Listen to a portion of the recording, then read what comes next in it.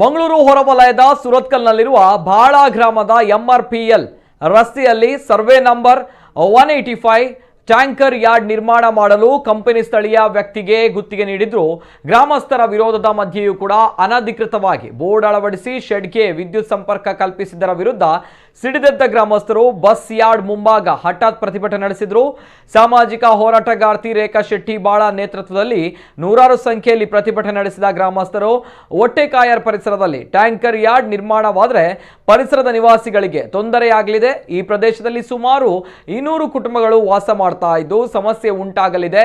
ಆದರೂ ಕಂಪನಿ ಪ್ರತಿಭಟನೆಗೆ ಮಣಿಯದೆ tanker yard ನಿರ್ಮಾಣಕ್ಕೆ ಗುತ್ತಿಗೆ ನೀಡಿದೆ ಎಂದು ಪ್ರತಿಭಟನಾಕಾರರು ಆರೋಪಿಸಿದರು. ಈ ವೇಳೆ ಸ್ಥಳಕ್ಕೆ ಆಗಮಿಸಿದ ಪಂಚಾಯತ್ ಪಿಡಿಒ ಮತ್ತು ಅಧಿಕಾರಿಗಳ ಸಮಕ್ಷಮದಲ್ಲಿ ಪ್ರತಿಭಟನಾಕಾರರು ಅನಧಿಕೃತ ಬೋರ್ಡ್ ತೆಗೆಸಿದ್ದಲ್ಲದೆ ವಿದ್ಯುತ್ ಸಂಪರ್ಕವನ್ನ ತೆರವುಗೊಳಿಸಿದರು.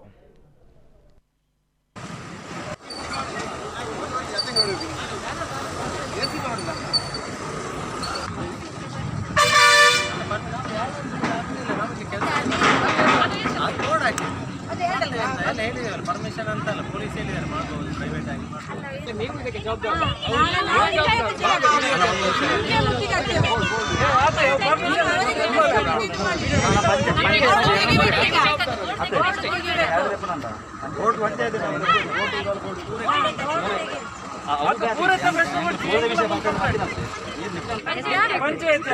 ಅಲ್ಲ ನಾವು ಪಂಚಾಯತ್ ಅನ್ನು ಕೇಳುದು ಅವರನ್ನು ಕೇಳಲಿಕ್ಕೆ ನಮಗೆ ರೈಟ್ಸ್ ಇಲ್ಲ.